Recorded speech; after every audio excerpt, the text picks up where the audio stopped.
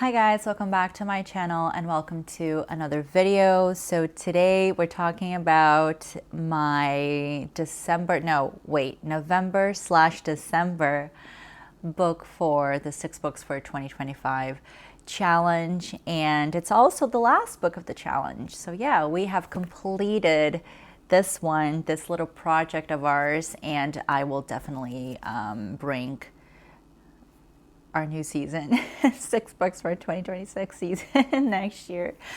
But yeah, we have finished this one, and I have to say that I loved every single book. If you haven't watched any of them or the introduction video, I will link them down below and here in the this little area, the cards, so you can check it out. But the books were great. They were amazing. I don't know which one was my favorite. Probably.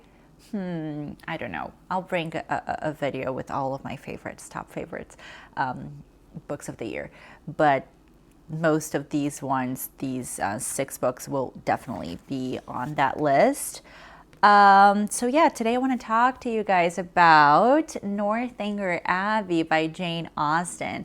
And I have been meaning to read this book for a long time. Actually, I've always wanted to read it, but my husband was the person who chose this one for the challenge because I wanted to read a Jane Austen novel. I read Persuasion not long ago. Was it in 2023? I think it was, or 2024.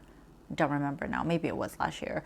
But I was absolutely head over heels in love with that book, and I think it might be my favorite Jane Austen book. I have read Pride and Prejudice, Sense and Sensibility, although it's been a long time since I've read that one, so I have to reread it, but I really like it.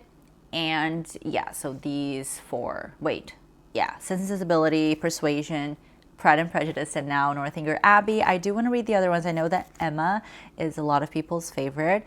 But I don't know. I don't know if it will be better than Persuasion. I find it very difficult because even the other ones that are amazing, like Pride and Prejudice and this one, and Sensibility, I don't think are better than Persuasion. But let's see. I'm always constantly changing my mind. Although ever since I read Persuasion, it's been my top Jane Austen novel. But anyway, the reason why Gabriel chose Northanger Abbey is because he said, well, you do like the Gothic novels a lot. You like that atmosphere. You love Wuthering Heights. You love Dracula. You love Frankenstein. You love all of that. So nothing better than Jane Austen writing about a girl who's obsessed with that and obsessed with this world, this atmosphere of the Gothic novels, right? Someone who is obsessed with like castles and abbeys and things like that. But although she writes about a character like that, she doesn't make fun of it. I won't go as far as to say that she's making fun of it because she's not, but it does have like a comical side to it, and it's quite funny at times, I have to say. And I wasn't at all offended by a Gothic novel atmosphere kind of gal. I wasn't offended at all. I thought this book was great. I really loved the love story, and of course it's a Jane Austen novel, so we do have intrigue. We do have things happening and dangerous liaisons and things like that. So we have all of that happening here. So it is very much like Jane Austen novel. Don't get me wrong. It's not just her making fun of Gothic novels. It's a great story, and I, as per usual, kind of fell in love with the main character. I mean, her love interest. I didn't fall in love with Catherine. I fell in love with her love interest. It's just a joke, guys. I only have eyes for my husband, and I don't really fall in love with characters. And it will be difficult to fall in love with someone other than, what's his name? Anyway, the main character, the love interest in Persuasion, because, well, Mr. Darcy is also amazing, but gosh, that man was just like that letter. I still think about that letter. But this guy who is called Mr. Tilney is not too shabby. Let's put it this way. But anyways, let's dive into the book. So here we follow this character, this lady named Catherine, and she is an 18-year-old girl. She was a tomboy growing up, but now she's quite, like more of like a lady. She grew up and she is entering society, let's put it this way, because she has 9 siblings, and she's very loved by her parents and her siblings, and she loves her life, but she wants something different. So what does she do? She goes to Bath with a family friend. So it's a couple, Mr. and Mrs. Allen, and they go to Bath and take her, and she will be kind of introduced to society. And she has a great time. She has a lovely time. However, she becomes friends with this girl who from the beginning, from the start, I was like, I don't think this is going to work out. This girl, Isabella, she doesn't really seem like she is earnest. So that's the word that I would use to describe her. Not earnest. A bit fake. And too excited about things, like too kind of, that person who keeps telling you that you're amazing. Oh, you're so pretty. But you don't really feel like anything real coming from them, and that they are probably it's just a front, and that in the first opportunity they're gonna turn their backs on you. So that's what I felt like. Jane Austen was so good introducing this character, Isabella, because it's so much like those teenage girls that pretend that they are your friends when you're younger and you fall for it. And, the popular ones, pretty ones that, anyway, you guys know what I'm talking about. So Isabella becomes friends with Catherine, or Catherine becomes friends with Isabella. And they start off the relationship saying that they loved each other, like very lovingly. But quickly, with time, you see that it's not really a healthy relationship, and we'll get to that in a bit.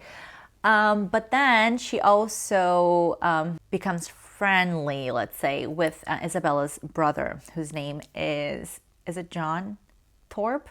I think his name is John. I don't remember now. He's very annoying. And seems like he likes Catherine, but it doesn't really seem like he does. It's like what I could tell from the beginning is that he seemed like he wanted to make a connection with her, that he wanted to marry her, but didn't really seem like he truly liked her as a person. It seemed like he wanted a woman to marry, and it's just a basic narcissistic person or men who doesn't really see the person in front of them. They're props in their lives. So that's what I felt like this John guy, Isabella's brother, was looking at Catherine as a prop. Like, this is the wife that I want because she's pretty and whatever, and probably her family has money. Keep that in mind. And anyway, and then he would kind of flirt with her, but he was so rude that she'd never really realized that he was flirting with her. But they would spend a lot of time together because Catherine's brother, James, comes to Bath as well and was already friends with the Thorpe family. And then when Catherine sees her brother and sees that they've all been friends, they start hanging out, the 4 of them. So Isabella, Catherine, Isabella's brother, John, and Catherine's brother, James.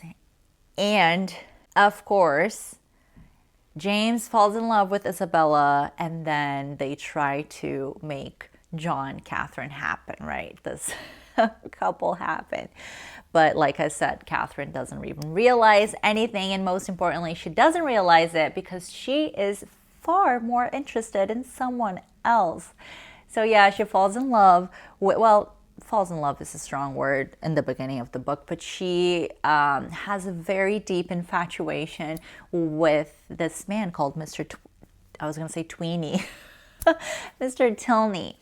So she sees him in one of the balls that she goes to. She is engaged to John during this ball. Actually, no, she first meets him in another ball, and then they do spend some time together. And then at another ball, Mr. Tilney arrives and asks to dance with her, but she says, no, thank you. I am engaged to this other guy, whatever. I don't think she even said that, but that's the reason why. Oh, no, I think she did. But she didn't really want to hang out with Isabella's brother. It's just because, it's the right thing to do. You went to the party with this guy. You're not going to start dancing with other guys.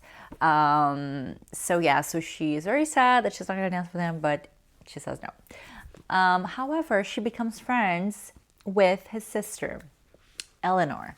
And, well, I'm not going to give all the details, but they do start a real, earnest, lovely friendship, her and Eleanor.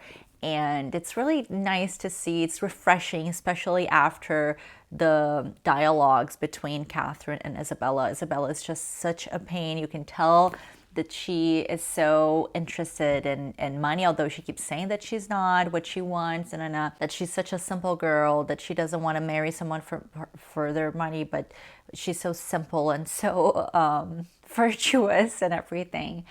But you can see that it's all, fake, and she doesn't really care about anything else other than money. And why is that so important? Because Isabella starts getting really close to Catherine's brother, and Catherine realizes that, and because she loves her friend, both her friend and her brother, she gets happy, right? So she's very happy that there's a wedding happening and they want to be together, so she's all for it.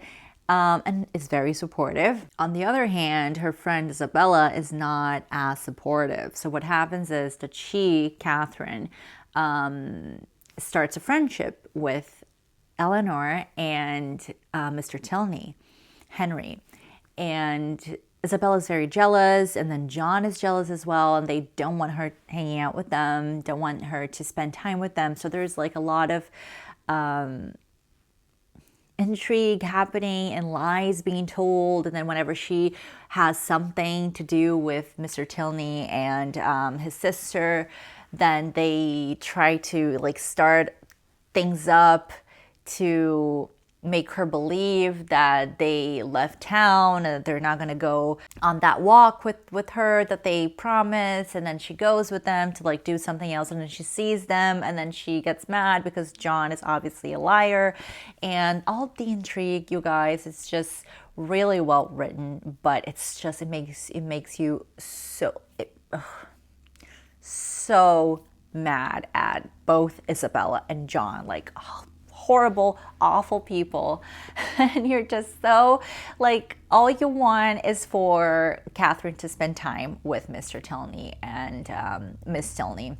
But although they try really hard to make her not hang out with them, she does. And I really like this character. I really like Catherine because she's very virtuous. She is strong in her beliefs, and she knows the right thing to do, and she is something that I wish I was when I was young, when I was her age or even younger, which is she's very strict with the right thing to do. She does what she believes is right. So she makes whatever ethical choice is, and she is always thinking of the other person and did I do wrong? Did I offend them in some way? But is it something that I did? However, even if she offends you for some reason, like she did with Isabella and John, who were very jealous of her, she still did it. She still said, no, I can't go with you because I have prior engagements, prior appointments with other people. And I really like seeing that in a character, quite different from people who believe everything they hear. Yes, I'm talking to you, Lizzie Bennet. So yeah, you know how Lizzie believes what's his name? Mr. Willem. So she believes him about Mr. Darcy and family. So the same doesn't happen here with Catherine. She's very like, no, I can. Also, she's very good with like intuition. So she's very intuitive and she knows when something's not that right or good for her. So that's really nice and refreshing to see in a character.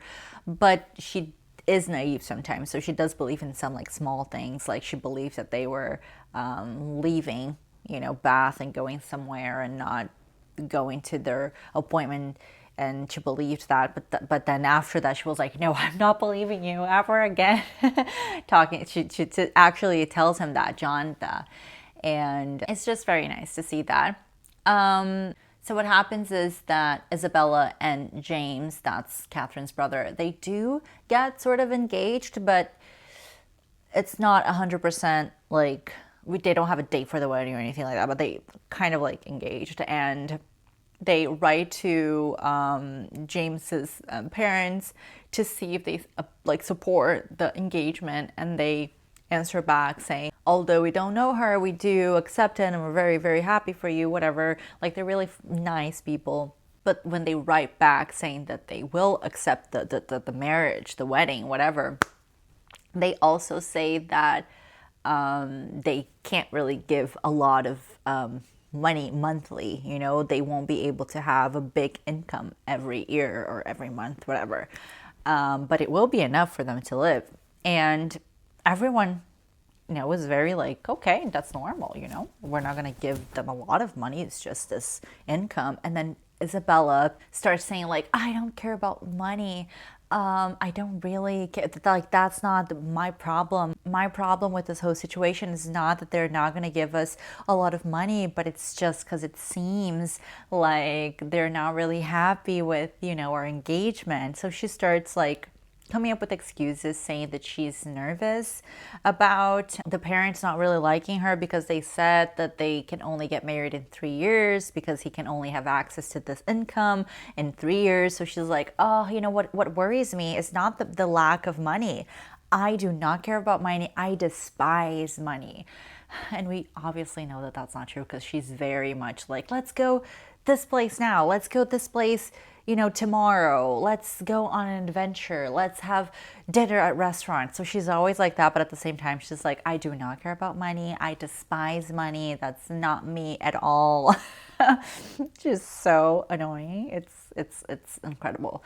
But the problem is that Catherine believes her. Catherine is like, oh no, I know you. You're a very good person. I know you don't care about money. So Catherine is very supportive, but she can tell that there's something happening that Isabella's not comfortable with. And we know, we're reading the book, we know that she's just very uncomfortable with the fact that she's not going to be rich. And that's it. That she thought that James and Catherine, that their family, the Moreland family, had more money than they said that they did. Anyway, meanwhile, Catherine is becoming quite close with Eleanor, and they invite her to go to their abbey to spend some time with them at their abbey. And she's so excited because she is obsessed with Anne Radcliffe, especially Udolpho, book that I haven't read, but I really want to. But she's very, very happy about that. And at her last day, I think, or 2 days before she leaves, she goes to this party with Isabella and Mr. Tilney's brother. What's his name? Frederick. He is hitting on Isabella in front of Catherine. Catherine is very uncomfortable because it's her brother's fiance who is flirting with this man. But she loves Isabella so much and she thinks so highly of her that she is saying, like, to herself, obviously not out loud, but she's saying to herself, like, no, she's just uncomfortable. He's the problem. This Frederick guy who's hitting on her is the problem. I didn't like that she didn't just cut him off completely and said, no, I'm engaged. But at the same time, it's not really her fault. So she goes to the Abbey with her new friends, but she's like in this weird situation, right? That she's like, I have to protect my brother, but at the same time, I have to protect my friend. Anyway, she goes to the Abbey, and that's the moment in the book that I think is just So incredible because it's her exploring the Abbey, and before she starts exploring, actually, on their way there, she's in the carriage with Henry, her love interest, and he starts making fun of her because she loves. Well, he doesn't make fun of her because he also really likes Anne Radcliffe's novels, but she's so excited about the Abbey and so excited about all the Gothic, building and horror-y like atmosphere and everything, that he starts telling her the story about the Abbey. And it's like, when you're sitting down with your friends, camping around a fire, and you start telling horror stories. Everyone has been through, a situation like this before, hopefully, because it's really fun. But you get scared with his story, and it's really funny because she's like, "Oh my gosh, I'm so scared. Please continue." And when he finishes his story, it's awesome. It's like him making fun of it. But when he finishes it and she goes to the Abbey and she starts exploring her bedroom during the night, there is a really, really scary scene that everything that she's going through is like exactly how he told in the story. Like it's the same things are happening from his story, and she's like freaking out, and it's so scary. I got scared. But then the next day, of course, she wakes up and nothing was real, because it's not like a horror book or anything like that. But it does have these moments that are very interesting. And then there are other parts of the novel that are like her exploring the Abbey and being a bit, freaky. And she is having a blast, a great time with them. But then they have their father, General Tilney, who is not much of a... He seems like he's too nice to Catherine, but like I said, Catherine is intuitive, and she doesn't really like him, but she pretends, and she's really nice and polite, but she doesn't really like him. Like there's something off about him, and he is always talking about like her family and how rich they are, and how like she says something like, "Oh, this is absolutely amazing, this breakfast," and he says, "Not like your family has," and she's like, "Okay." Sure. Doesn't understand it, but it seemed like it's clear to us readers that he thinks that he's under the impression that her family is quite wealthy. And it is a bit unsettling, and I felt uneasy reading it. But I was like, what's going to happen in the future? Like I didn't know that something so bad was going to happen. And if you don't want any spoilers, I suggest you stop now, because I am going to... tell some spoilers from now on. So she's having, like I said, a blast. Whenever the dad is there, she's not, that happy. But she spent some time with Henry, and it's so clear to her and to Henry that the dad is aware of their affection towards each other, and that he's very happy with the possible outcome of that affection, aka marriage. So she's very happy, she's like, yeah, I think we're gonna get married. And Henry is really happy about that too. However, one day Henry just goes back to his house to spend some time, like 2 days I think there, and she is at the Abbey with Eleanor. And one day Eleanor just tells her, my dad wants you out of here now, like immediately. And Catherine is like, what is happening?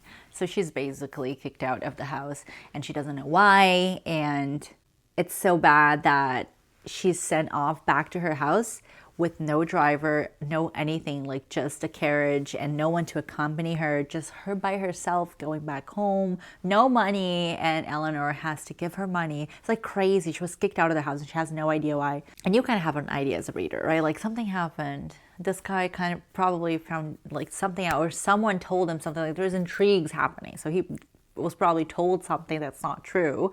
But anyway, that's what, or maybe something happened. Maybe it's a misunderstanding, so you don't know, right? So it's quite sad. She goes home and she's very upset. She's like quite depressed because she thought that she was going to marry Henry and be a part of that family, and she was very excited about that.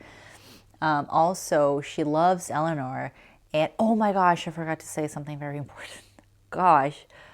While she's at the Abbey, she receives a letter from her brother, James, saying that the engagement is off with Isabella, and that she will know everything in due time. But basically, Isabella's engaged to Frederick.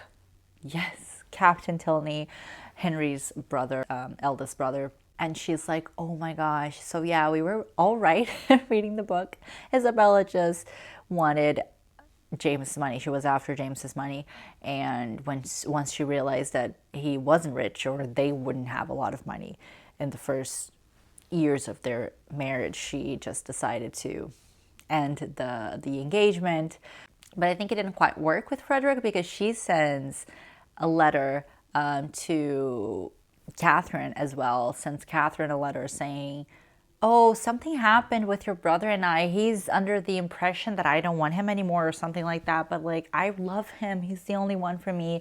So it's quite clear that something didn't work out for her, and that she's trying to go back to the one man that wanted her. But James said, no, it's not happening anymore. So it's quite clear, like, her character here in the book. But Catherine has a lot of reasons to be very sad and very depressed, because one, her brother was mistreated, and the friend that she thought that she had that was a good friend to her wasn't one. It was quite like awful to the family. And now this situation that General Tilney hates her and sent her home, and she's not going to be with Henry and her friend, whom she loves.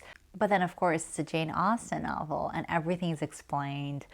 Henry goes to her house, to her family home, and explains everything. He says that John Thorpe, Isabella's brother, the one who wanted to marry her, told General Tilney that Catherine's family, the Morlands, pretended that they were richer than they were, and that they were, both Isabella and John, under the impression that they were rich because that's how they acted. And then once they realized that they weren't, that they were like, oh my goodness. And obviously General Tilney, who is someone who is very shallow, who likes wealth over whatever, anything, and also thinks that the Morlands are leeches, or people who try to use other people. I don't know what he thinks. He believes all of the awful lies that John told him. But Henry goes and explains everything to Catherine, and he apologizes on behalf of his father, and he tells his father that he doesn't care about anything, that he says that he's going to marry Catherine, and that's what happens. And I was so happy. And that was like last 5 pages of the book, because up until page whatever 200, you're like, oh my gosh, what is going to happen, right? Because you think that, and I for a moment, a brief moment, I was like, I know it's a Jane Austen book, but it is different. It's quite different from the other one. So is it going to be a tragedy or a love story? But it is a love story, and they end up together, and it's great. It's quite an amazing book, and I just loved it so much. The writing is amazing, like always. I really like her writing. It's smart, but it's also quite beautiful. It's not like as Charles Dickens or George Eliot, of course, but it is quite beautiful and smart and witty, and it's just awesome. It just makes me so happy to read Jane Austen, and I'm just, really happy that I finally read this book, and during this time of year too, because I do like reading horror or gothic stuff around this time, like October, November, and December, and this was perfect because it wasn't horror, but it had the elements, the gothic elements, and also the Jane Austen elements of love and intrigue and friendship, and just love overcoming everything at the end of the day. Love being, the winner. Let's put it this way. But it was great, you guys. I honestly loved it. My edition is quite like, I don't even know what publisher this is actually. Oh, it was printed in the UK. Anyway, yeah, so it's not Canadian. That's for sure. I found it at this, not a bookshop, at this charity shop. And it was like 50 cents. So, but I liked it. I think it's quite cute, quite pretty. But yeah, that was it, guys. Let me know in the comments if you have read this book, if you liked it, and if you have any insights that I failed to bring. So yeah, let me know what you think. And I'll see you probably next year to talk about my favorite reads of the year and to talk about, to introduce the new challenge, the 6 books for 2026 challenge. So yeah, thank you guys so much for watching, and I'll see you very soon.